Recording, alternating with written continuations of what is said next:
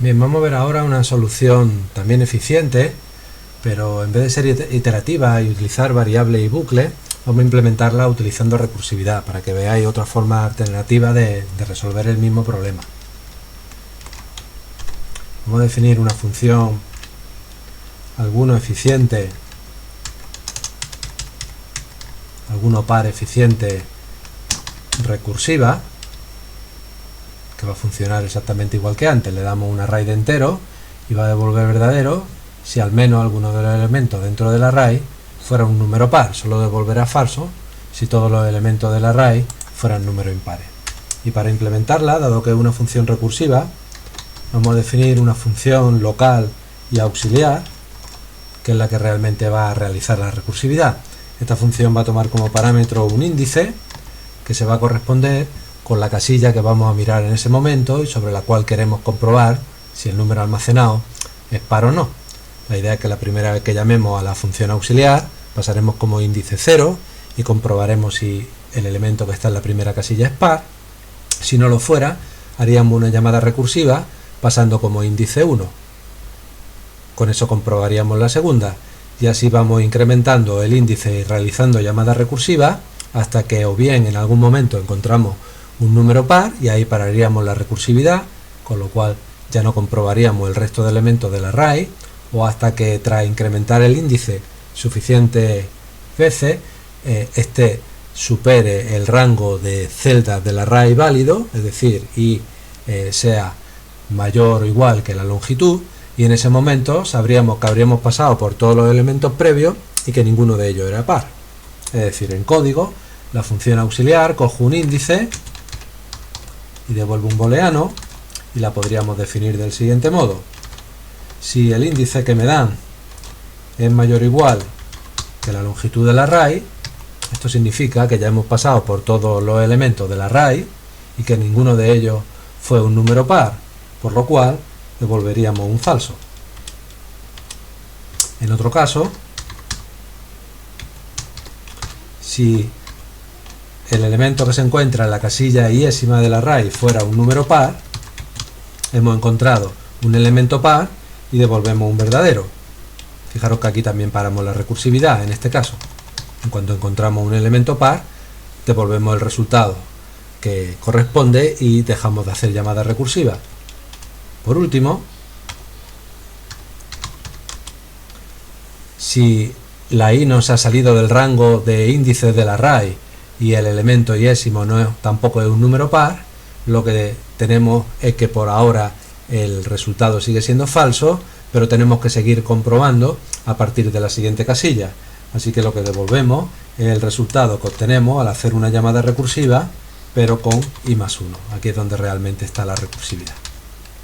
Entonces, esta función se va a ir llamando a sí misma sucesivas veces hasta que o bien en algún momento algún elemento es par y devolverá verdadero, o bien hasta que tras incrementar el índice varias veces, el índice que resulte sea mayor o igual a la longitud del array y en ese momento devolveremos un falso, porque eso significa que ya hemos pasado por todos los elementos y ninguno de ellos era par.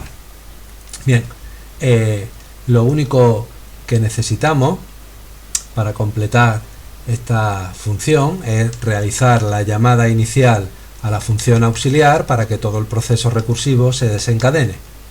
Vamos a llamar a la función auxiliar inicialmente con parámetro 0. Al llamar a esta función devolverá un booleano que será el resultado del problema. Eso será lo que nuestra función alguno par eficiente acabe devolviendo. Bien, vemos entonces aquí como usando recursividad, sin necesidad de utilizar variables y sin necesidad de utilizar centinelas, podemos resolver el mismo problema.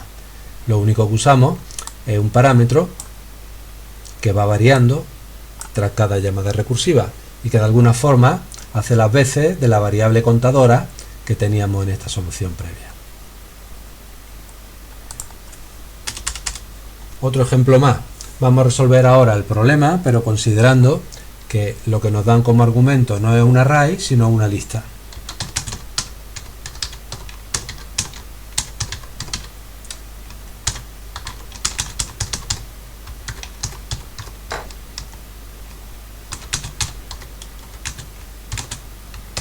Entonces el problema es el mismo, pero ahora el argumento, en vez de ser un array, es una lista.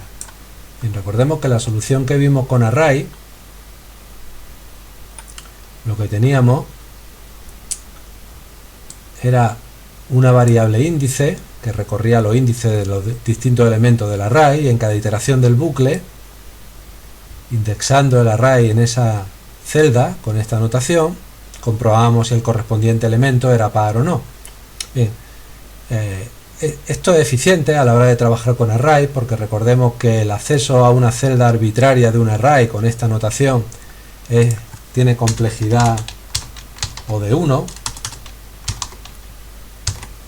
pero intentar aplicar esta misma solución a una lista sería ineficiente, porque en el caso de las listas recordemos que intentar acceder a un elemento arbitrario de la lista tiene complejidad O de n, que es bastante peor.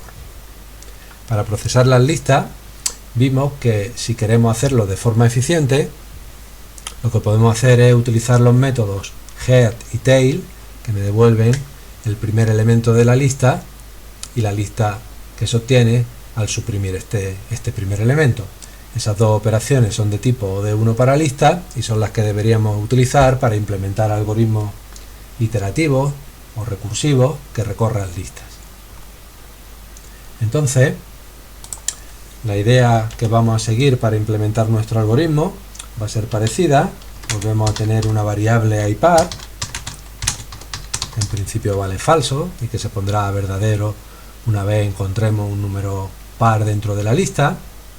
Vamos a tener una variable is, que en principio es la lista que vamos a procesar completa, la que me han pasado como argumento, pero que en cada iteración del bucle que va a venir a continuación va a tener un elemento menos. En cada iteración del bucle vamos a comprobar si la cabeza de is fuera un número par. Si esto fuera cierto, pararemos el bucle, pero si no lo fuera, sustituiremos is por su cola y volveremos a repetir el proceso. Este proceso lo vamos a estar repitiendo mientras que IPAR valga falso y mientras que is aún contenga elementos que tengamos que examinar. Es decir, en código diríamos, mientras que IPAR sea falso y mientras que además la lista is sea no vacía,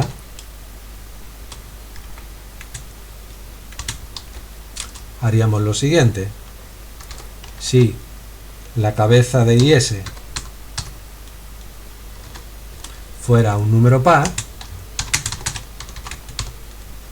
cambiaríamos el centinela. En otro caso, si la cabeza de is no fuera un número par, para la siguiente iteración queremos probar con el siguiente elemento, y eso lo conseguimos sustituyendo is por su cola. Observar que las dos operaciones que estamos utilizando sobre listas son el método head, que es de tipo O de 1, y el método tail, que también es de tipo O de 1, con lo cual conseguimos que cada una de las iteraciones del bucle sea bastante eficiente. Cuando acabe la función, como siempre, devolveremos el valor que se encuentra almacenado en la variable centinela y tendremos la solución al problema.